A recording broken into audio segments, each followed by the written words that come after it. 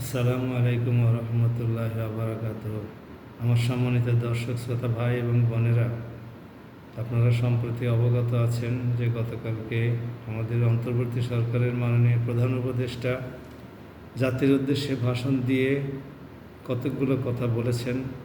তার মধ্যে গুরুত্বপূর্ণ আমাদের আলোচ্য বিষয়ের মধ্যে হলো যে উনি একই দিনে গণভোট এবং নির্বাচন অনুষ্ঠানের ঘোষণা দিয়েছেন।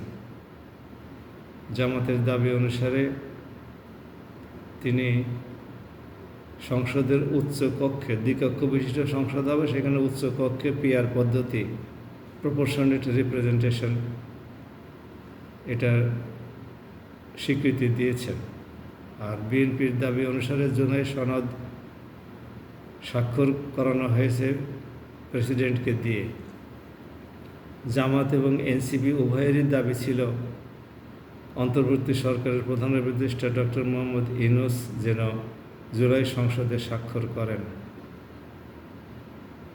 এখানেও জামাত এবং এনসিপি সহ অন্যান্য দলের দাবি পূরণ হয়নি।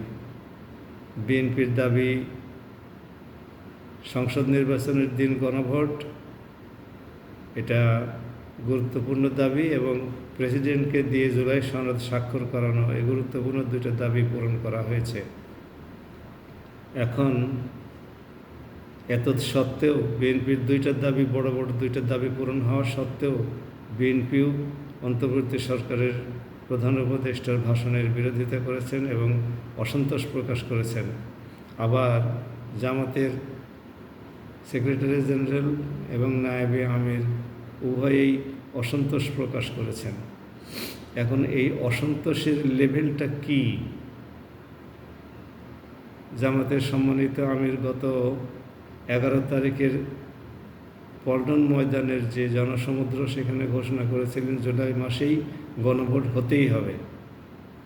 আবার বলেছিলেন যে গণভোট মানবেন না তাহলে ফেব্রুয়ারিতে নির্বাচন কিসের? এগুলো কঠিন প্রস্তাব এবং কঠিন বার্তা। এই অবস্থাতে এখন যেহেতু বিএনপি, জামাত, এনসিপি কেউই প্রধান উপদেষ্টার এই সিদ্ধান্তের প্রতি সম্মত নয়, তাহলে কি তারা নির্বাচনে যাবে? হয়তো বিএনপি নির্বাচনে যাবে, কারণ বিএনপি আশা করে যে নির্বাচনে গেলে তারা নিরঙ্কুশ সংখ্যাগরিষ্ঠতা পাবে, তারা নির্বাচনে যাবে। এখন জামাত যেহেতু বলেছে জুলাই সনদ আইনি স্বীকৃতি পেতে হবে, ওটা আইনি স্বীকৃতি পেল, গেজেট আকারে প্রকাশিত হয়ে গেছে, কাজেই আইনগত স্বীকৃতি তো পেলই।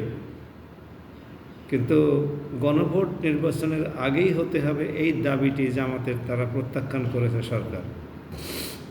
এই অবস্থায় জামাত নির্বাচনে কি যাবে? যদি জামাত নির্বাচনে না যায় তাহলে তো একরকমের অবস্থা হবে। আর জামাত যদি নির্বাচনে যায়, এটা একটা উল্লেখযোগ্য সংখ্যক আসন পায়, তাহলে সংসদে যাবে, সেখানে কথাবার্তা হবে।